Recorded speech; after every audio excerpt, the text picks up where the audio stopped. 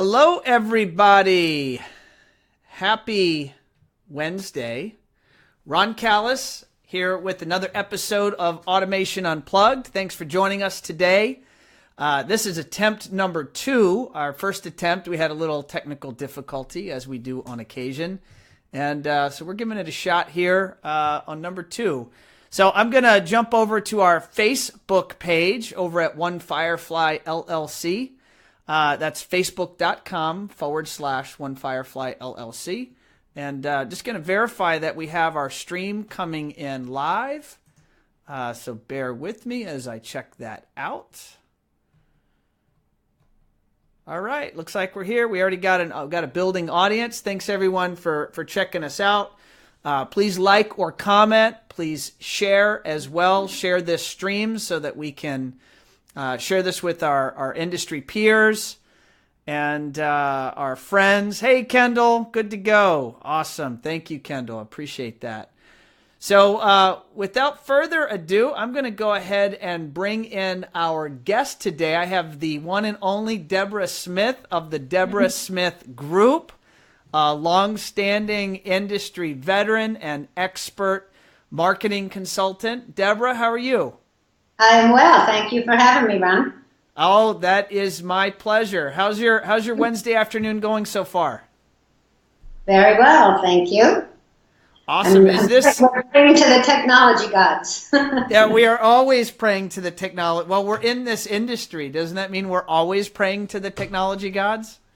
Well, who knew that was a religion? Who knew it was a religion? Exactly.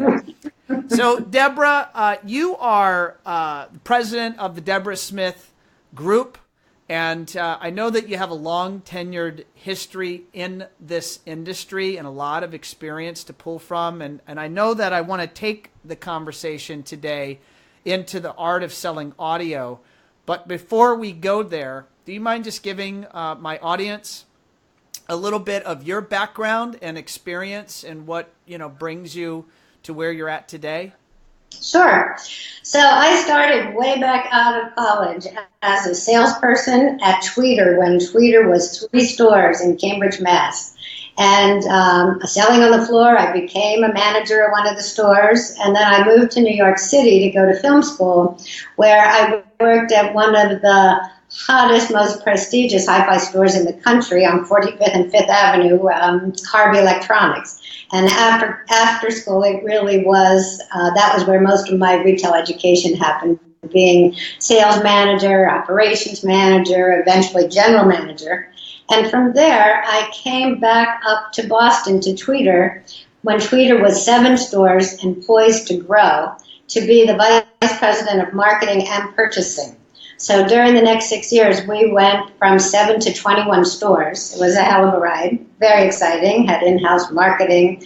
It was a booming time for the specialty audio industry. I learned a lot, met a lot of people. And we used to go to these conferences every year, management conferences with other hi-fi store owners. And we loved it. It was kind of stepping back and learning something new about how to run the business, not about the gear. So after 7 years, they had a hole and weren't doing well. And I became the executive director of that group for 14 years and put on conferences and created materials for all the deals. What was the name of that group? I'm sorry, it was called PARA, Professional Audio Video Retailers Association. So as part of that, it was very exciting. It was a time when dealers were growing and everyone really learning how to run a better business. But we were able to create the same materials for everyone because everyone had the same position in the market, needed the same marketing materials, same kind of brands. But all of a sudden, midway through, when surround sound came and people had to go into the customer's home and hang the rear speakers, they had to learn to become contractors as well. So that's a different business model, different marketing model, how to make that hybrid showroom and custom work. And eventually, of course, it became 80%. So you were there at the infancy of the AV guy or the audio guy becoming an installation contractor in the home. Indeed. And in fact, what happened there, it's so interesting that all these companies morphed into all different kinds of companies depending on who was working there at the time and what kind of skill sets they had. So some guys got into security, some guys got into IT, some did straight custom, some said, I'm not doing any custom, they're not here anymore. But it just became so difficult for people to get help because everybody had a different need, really. But a very interesting time. And anyway, after that, I then started my own company to help dealers with these kinds of strategies, business strategy, market strategy. I developed a marketing program for integrators called Get Clients Now. And I've been doing that, helping people put on conferences and kind of finding new opportunities as the market continues to change and shift to help dealers find their profit paths to the future. Deborah, what kept you in this space, right? So it sounds like you were brought in right after college. I did not know that. So you decided to enter this space. And, many would consider this a male-dominated industry. It can be challenging for a woman, I can imagine. What kept you in this space? What was it about the industry that had you go, man, I'm going to keep chugging along here? Well, I got in it from music, and I was an English major, and then I went to film school. But It always is, and it always interested me on a bit of a higher level. And so, especially at Para, it was a strategic place I had vendors, dealers, integrators, and the press, and to understand the ecology of the marketplace. And because we were in technology and everything kept changing, these poor business owners, every couple of years, the entire landscape, the foundations of their business changed. Now we have to sell video. Now we have to sell control. Now we have to learn networking. Now we got to do this. And if they weren't nimble, and most of these guys got in the business because they liked the gear or the technology, and they weren't sophisticated business people. So it continues to be hard for people to run the business and make a profit because it's a very challenging industry where we run on very slim profits compared to food and clothing and other kinds of things. And it's always the next thing. So that's what I like. I like to look at things and find a new way. And I write for CE Pro all the time about this. I interview people. I listen between the lines. And that's really what brought me to this topic. Because 2 years ago, one of the buying groups asked me to do a 2-day masterclass on how to sell more stereo. And I just kind of I know how to do that strategy. It's a 10-point plan. But it was like, what's really going on out there? I want to dig in and find out. Well, I'd like to get before we go into that, and we're going to get there, audio and selling stereo gear, speakers, and audio-based electronics, that is generally considered high-margin product. Is that accurate?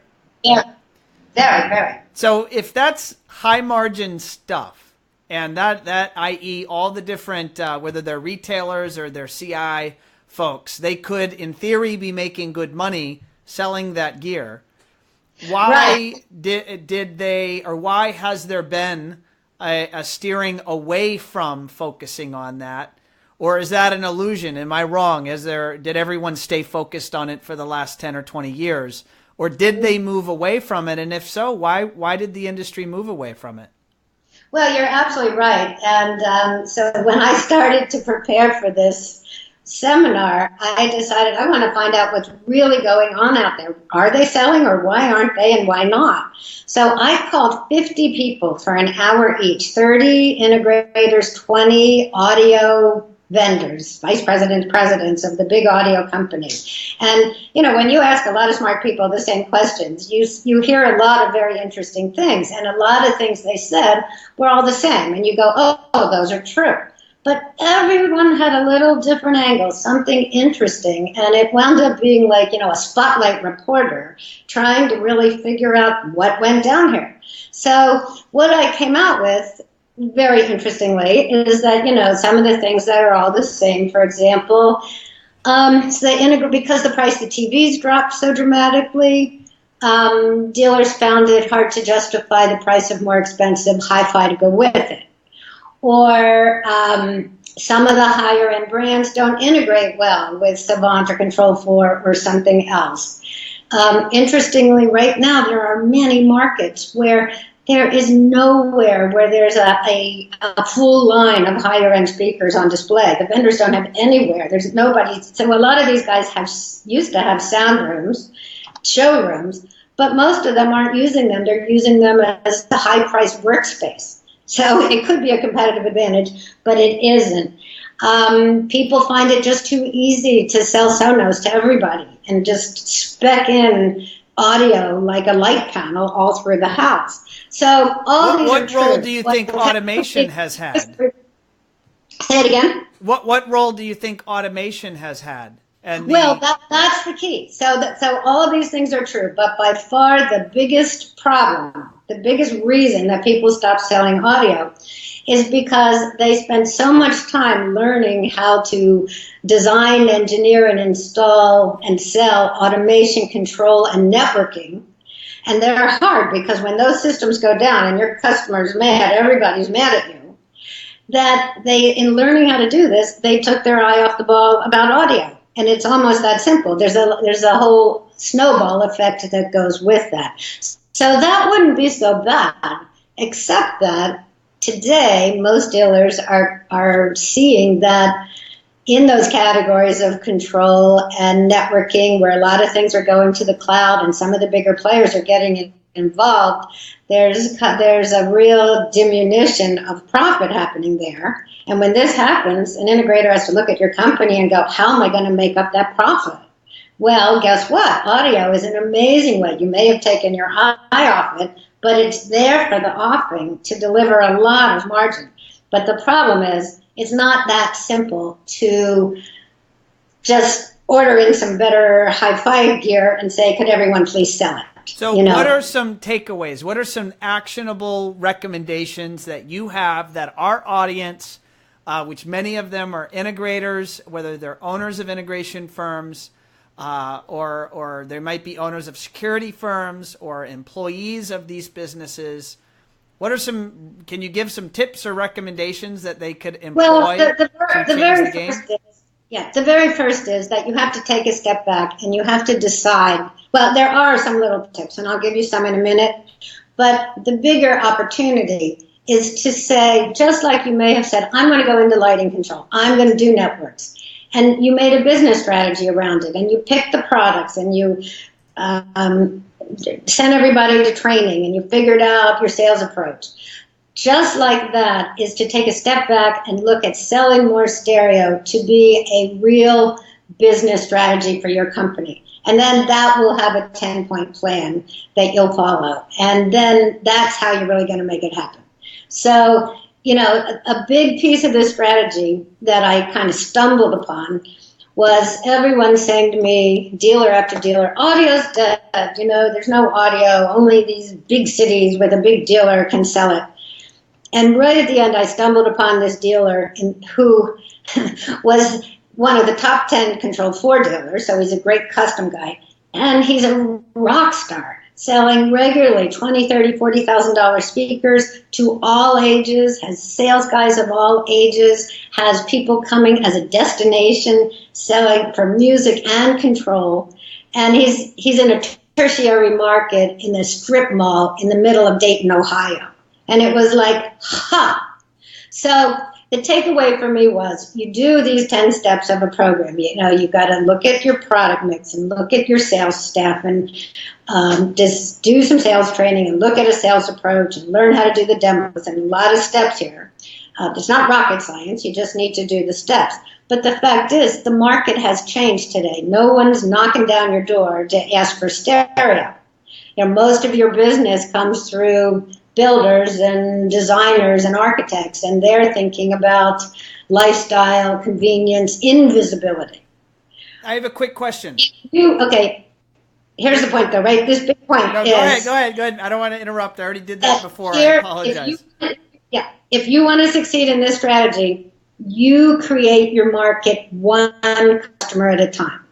Every single customer, you take a minute and you say, want to hear something amazing? Have you ever heard this? And really, you learn to do three things with every single customer. you figure out a way to blow them away with some little level of an audio experience, even with headphones. And you show them that they can hear the difference between something lesser and something more. And then you also really let them know that when they have this great big wow home theater experience, it's not about the size of the TV, it's about the quality of the audio and the emotional experience there. So learning how to do those three things, and you can do them, obviously, to do it with a showroom, you have a gigantic leg up. But there are lots of different ways you can do this without a showroom as well. But those are the three key things that you have to learn to do. Create the desire, show them they can hear the difference, and then have the right product assortment, all the tools, have salespeople who are trained. There's another big issue right there around sales. So do you have the opinion that you need a showroom in order to be effective at selling audio? Or do you have an opinion that all businesses, if they follow these 10 steps that you're referring to, could be effective at selling audio? Ideally, if you really want to sell a lot of stereo, the demo is the heart of the sale. And it's when you sit that person down and you've done all the things. You have a beautiful room and everything about that room creates the experience and sets the stage. And you have picked out ahead of time a 2-channel stereo, amazing thing, and you have them close their eyes and they hear it and they feel it and they want it. They love it. There's more music being downloaded today than ever before. And the key here is, how can they buy it if it's not on the menu? They can't. How do they know they want it if they don't know what it is? So you have to figure out a way to do that. So in the showroom, great. But let's say you don't have a show, or in a conference room, if all you have is a conference room, you only need to be able to show an A/B. You can trick out a conference room pretty well and be able to show some step-ups, especially just between speakers even, or cable. And people can hear it. And once they hear it, a lot of people go, I can't hear it. I can never tell the difference. I don't need that. Once they hear it, they step themselves up. They see that it's exciting. So you can do it in a conference room, and then you can do it in the customer's home. And one of the keys here is, it's so simple, really, but you say it's important. Like, you never leave a sales call without telling them about lighting or about the network. Only now, a whole category you're going to talk about is sound and audio. What rooms do you like to listen in? Where's your biggest room? Well, here we could just do some in walls, but listen to the difference, and let's do a better one in the dining room as background. But the kitchen where you entertain, we're going to do something good there. And isn't there one room in the house where everyone runs to kick back and actually listen to music on purpose? Let's give you a fabulous system there. So it's seeing it as its own category, and then making it important and making people excited about it. In the home, everybody, after the sale, misses a huge opportunity to sit down with the family and bring a bag of tricks. One dealer in the Midwest, you're sitting around their laptop computer and you play something from iTunes. It sounds like crap. Then you put a little speaker, 2 little speakers on it, sounds a little better. Then you put a little 50-watt integrated amplifier and 2 little wireless speakers, and it sounds amazing. And everyone is excited and they want it. And you do the same with your bag of headphones and with your DACs and your everything. And while you're there, you can sell $2,000 more worth of audio and accessories that are very high margin that will help any sale. But going back, there was a dealer I always remember in Florida who, when you came into the very modest little showroom, there was a little hallway there, and that's where people got greeted and talked to them, chat with them. And right there, they had a 20-inch JVC panel in the wall, and 2 sets of in walls, one $100 each and one $500 each. So while they're talking to people there, they always had a jazz concert on, and almost everyone stopped and said, "That sounds great." And you go, "Yeah, it does." But you want to hear something amazing, and you switch to the 500, and you're in this little space, and everyone goes, "Wow." So you've created desire, shown them, educated, they can hear the difference. TV. And so things like that, you get creative and figure out how you can do those three things, and you're on your way. Now, we have CEDIA right around the corner. It's in, It's in 2 weeks. We'll all be out in San Diego. The whole industry will concentrate into the beautiful Southern California market. What are, I'll just say, and there are a bunch of amazing, I know, high-res audio products from quite a few vendors that are being released. What's your take and or recommendations on how the integrators and or retailers in our industry, hopefully some of those that are watching this interview, either live on Facebook or on our website, should take away from CEDIA? What should they be looking at, and what are some of your ideas as how they could incorporate this exciting development that's happening with products on the product side of the equation to ultimately benefit their business? Do you have some ideas there? Yeah, it's actually as much the technologies that are new. And again, I would go back to this fun analogy of, let's say, if it's not on the menu, how can they buy it? You know, you have a chef in a restaurant, and he goes to the market and finds this wonderful lamb, and he makes this fabulous lamb special that week. And 3 days later, no one's ordered it, and he decides no one likes lamb. But in fact, the manager forgot to put it on the menu, and the waiters forgot to tell people about it. So at this particular moment in time, we have some very fun, cool audio technologies. We've got in-home theater, we've got Atmos. It's really fun. Whether you have it in your showroom or you can put it in a customer's house and use that as a showroom.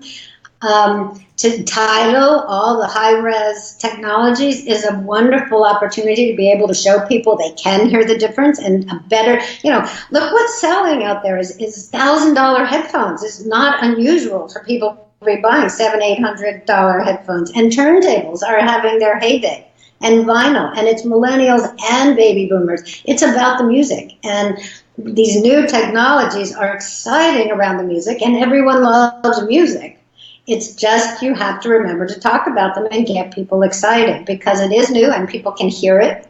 And so find those vendors who have those new technologies and some tools for you. And then that really leads to what is really this huge big piece of it, which is selling and sales training. It's a really big part of this, because unfortunately what happened in this transition from everyone spending all their time on control and networking is that, unbeknownst to them, owners started hiring more of those kinds of people who can do Control 4 and programming and Lutron. And the baby boomers, the veteran baby boomers, some of whom could still sell high-end audio, they're frustrated with the networking. They're about to retire. They may be leaving.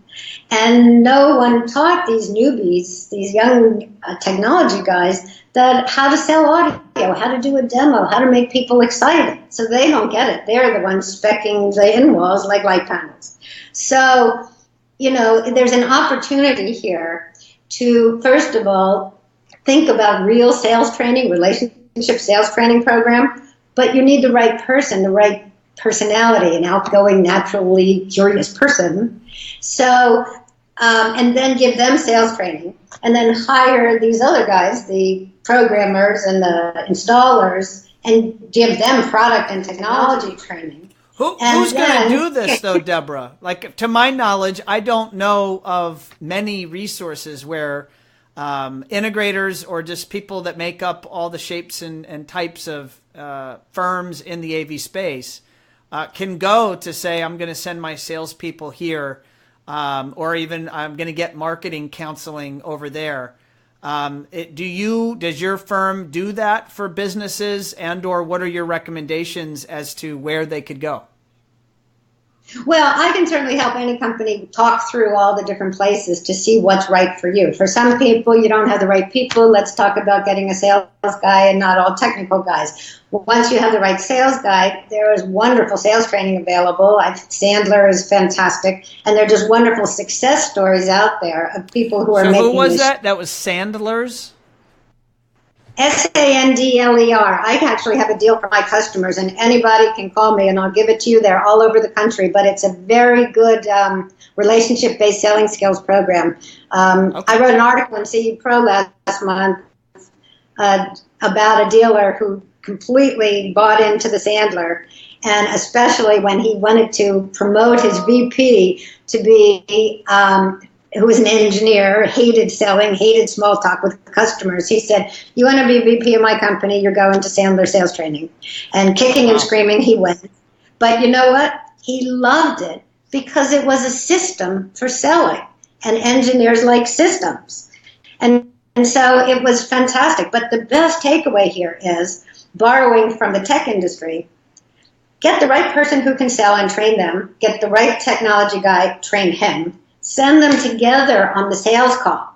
That's what the tech software companies do. The account guy makes the rapport, the relationship, uncovers the needs, and there's the technologist to go, we can do this or not do this or do that. And now the salesperson isn't overselling things and promising things you can't deliver, or the technology guy isn't underselling because he never knew how to ask qualifying questions. So it really brings me to one of these huge nuggets where if you can take this in today, if anyone's listening, this is a life-changing concept, which is... All right, if you're out there on Facebook, first of all, this is where you pay attention.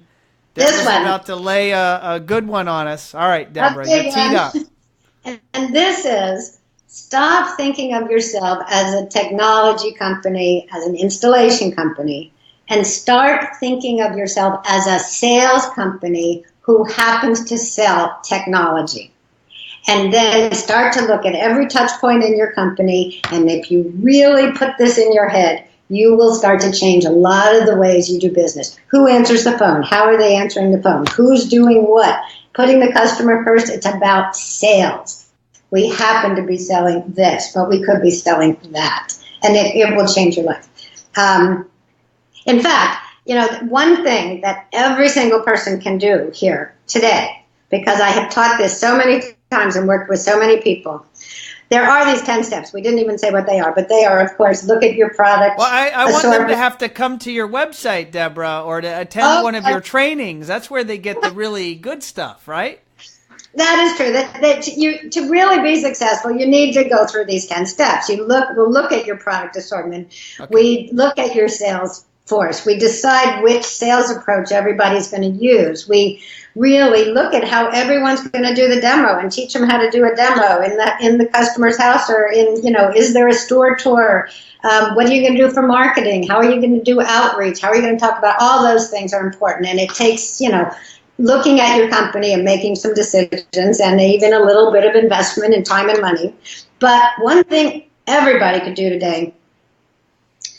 Well, I'll leave this for the very end. Ron, is there anything else you want to talk about? No. We're actually getting close to the end now. We're at 28 minutes here, so we want to be cognizant of all of our viewers' time. So yeah, hit us. What did you want to say?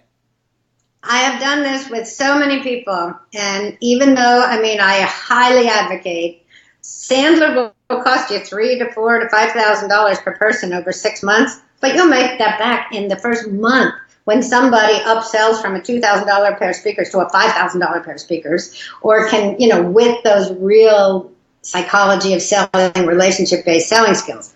But what everybody, wherever you are, can do starting right this second is whatever you sell every day as an in-wall, if it's $80 a piece, $100 a piece, go to that next step up, $125.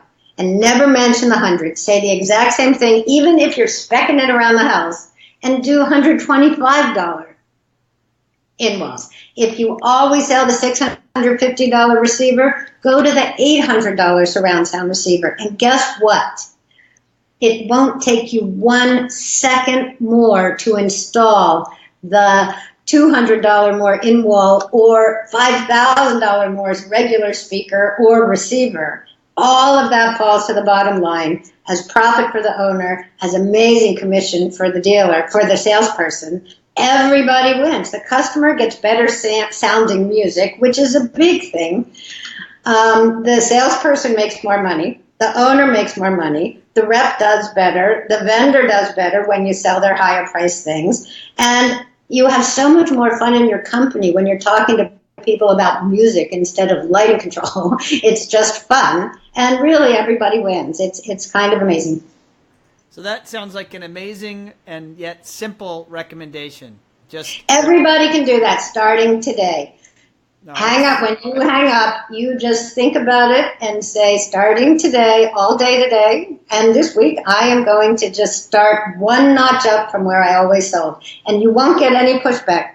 It's in your own head. If you want to go further from that, some skill may be involved. You have to be sure you've got the right price point steps in your product mix that makes sense for the customer. You're going to want to learn eventually how to just do top-down selling, wow them, and then know how to get them back down the mountain. But everybody can do this. One little baby step up as a beginning, and you'll see the difference in the profit as a taste to what you could do if you really did the whole strategy. Deborah, this has been a lot of fun. You are a wealth of ideas and recommendations, and I think anyone out there that's looking to make a big impact on their business should reach out to you. That's my advice if you're watching. Deborah, how can people learn more about your services? When can they see you live in a training or environment? What do you have coming up? Well, I'm doing a 3.5-hour workshop at a new initiative at CE Pro 100, November 1st, 2nd, 3rd, called Accelerate Audio. So I'm doing all of this that we talked about, it much more laid out, all the steps, the demo training, the whole bit. I can set anybody up with this Sandler training, by the way, that is so excellent. You can do it in person or streaming online, and it's excellent. I found the right guy, and it kind of varies out there. You can call me at 617-739-9877, 617-739-9877, and I would love to talk you through anything or come visit you or help you with your marketing or whatever else is going on for new strategies. I help people with recurring revenue and service and maintenance contracts. That's another whole thing. It's not rocket science, but you just do these things. Or you can email me at dsmith@Deborah, Deborah, smithgroup.com. dsmith@deborahsmithgroup.com. Awesome. Great job, Deborah. Deborah, thank you very much for carving out some time for Automation Unplugged and to share your knowledge with our audience. It's greatly appreciated. Thank you, Ron, for having me. It was fun. All right, gang. There you have it. Another episode of Automation Unplugged. It is, what is it? It's Wednesday, the 23rd. We're just about 1:10 p.m. If you're watching this live, thank you for watching. Please share this feed with your friends. Even as we wrap, you can still share this out. If you're watching this in replay, again, thank you for watching. Hope you enjoyed it. And we will see you next week with another fun and hopefully informative episode of Automation Unplugged. Make it a great day and make it a great week. Thanks, everyone.